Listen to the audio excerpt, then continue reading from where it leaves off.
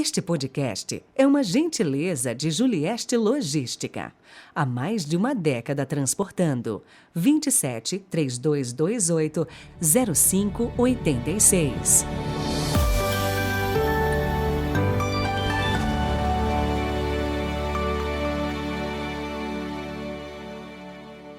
Trigésimo primeiro domingo do tempo comum, 30 de outubro de 2022.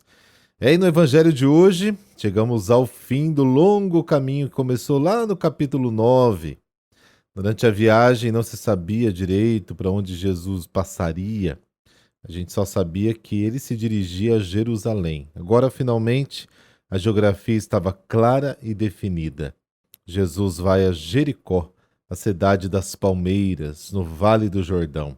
Última parada para os peregrinos antes de subir a Jerusalém.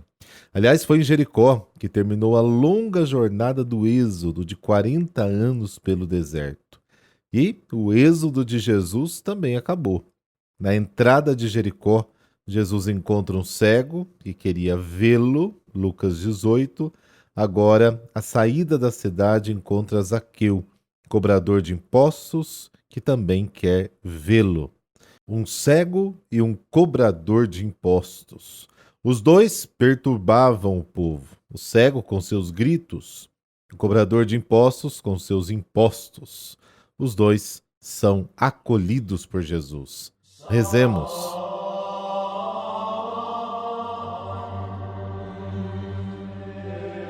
Pelo sinal da Santa Cruz, livrai-nos Deus, nosso Senhor, dos nossos inimigos. Ó Deus de poder e misericórdia, que concedeis a vossos filhos e filhas a graça de vos servir como devem, fazei que corramos livremente ao encontro das vossas promessas. Amém.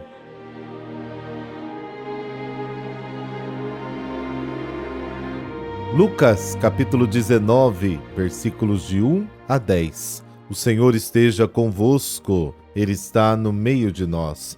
Proclamação do Evangelho de Jesus Cristo segundo Lucas. Glória a vós, Senhor. Naquele tempo, Jesus tinha entrado em Jericó e estava atravessando a cidade. Havia ali um homem chamado Zaqueu, que era chefe dos cobradores de impostos e muito rico. Zaqueu procurava ver quem era Jesus, mas não conseguia por causa da multidão, pois era muito baixo. Então ele correu à frente e subiu numa figueira para ver Jesus, que devia passar por ali. Quando Jesus chegou ao lugar, olhou para cima e disse: Zaqueu, desce depressa. Hoje eu quero ficar na tua casa. Ele desceu depressa e recebeu Jesus com alegria. Ao ver isso, todos começaram a murmurar, dizendo: ele foi hospedar-se na casa de um pecador. Zaqueu ficou de pé e disse ao Senhor: Senhor, eu dou a metade dos meus bens aos pobres, e se defraudei alguém, vou devolver 4 vezes mais. Jesus lhe disse: hoje a salvação entrou nesta casa, porque também este homem é um filho de Abraão. Com efeito, o Filho do Homem veio procurar e salvar o que estava perdido. Palavra da salvação, glória a vós, Senhor.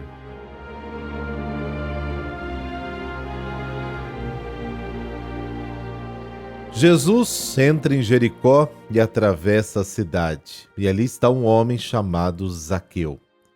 Publicano era a pessoa que cobrava impostos públicos sobre a circulação de mercadorias. Zaqueu era o principal cobrador de impostos da cidade. Sujeito rico e muito ligado ao sistema de dominação romano. Os judeus mais religiosos assim argumentavam: o rei do nosso povo é Deus. Portanto, o domínio romano sobre nós é contra Deus. Quem colabora com os romanos peca contra Deus. Assim, os soldados que serviam no exército romano e os cobradores de impostos, como Zaqueu, eram evitados por serem considerados pecadores e impuros. Zaqueu quer ver Jesus, sendo pequeno, corre na frente, sobe em uma árvore e espera Jesus passar. Ele realmente quer ver Jesus. Anteriormente, na parábola do pobre Lázaro e do rico sem nome, estão lembrados lá no capítulo 16, Jesus indicava que era realmente difícil para um rico se converter e abrir a porta que o separa de acolher o pobre Lázaro. Aqui está o caso de um homem rico que não se fecha em sua riqueza.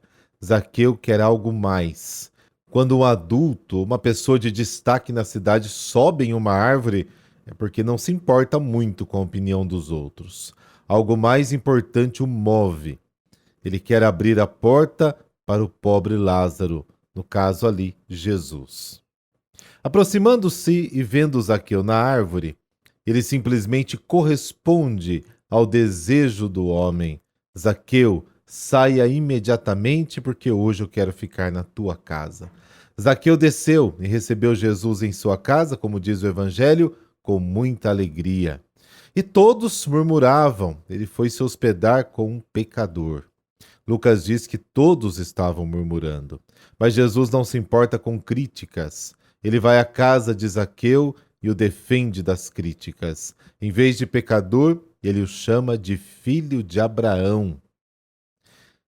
E aí, a decisão de Zaqueu: Ei, Senhor, que dou metade dos meus bens aos pobres e defraudei alguém, devolvo 4 vezes mais. Esta é a conversão, produzida em Zaqueu pelo acolhimento que Jesus lhe deu. Retribuir 4 vezes era o que a lei mandava para fazer em alguns casos, como está em Êxodo, capítulo 21. Dar metade dos bens aos pobres foi a novidade que o contato com Jesus produziu nele. Interessante que Zaqueu abre as portas para Jesus e Jesus abre as portas da salvação para Zaqueu. Hoje a salvação entrou nesta casa, porque também ele é filho de Abraão. A interpretação da lei por meio da antiga tradição excluía os publicanos da raça de Abraão. Jesus diz que veio buscar e salvar o que estava perdido. O reino é para todos. Através dos descendentes de Abraão serão abençoadas todas as nações da terra, como está no capítulo 12, capítulo 22 de Gênesis. Para as comunidades de Lucas formadas por cristãos de origem judaica e pagã, foi muito importante a afirmação de Jesus de que ele chama Zaqueu de filho de Abraão. Nele encontramos a confirmação de que em Jesus Deus estava cumprindo as promessas feitas a Abraão, dirigidas a todas as nações, tanto judeus como gentios. Eles também são filhos de Abraão e herdeiros das promessas. Jesus acolhe aqueles que não foram acolhidos, oferece espaço para quem não havia tido. E a pergunta que talvez podemos nos fazer ao meditarmos o Evangelho de hoje é a seguinte: o que o encontro de Jesus mudou de fato na minha vida?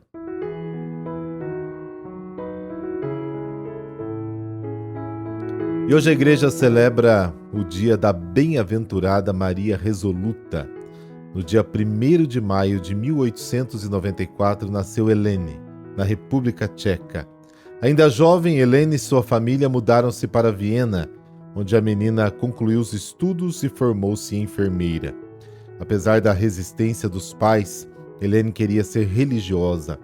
Com muito custo, entrou na congregação das franciscanas da Caridade Cristã.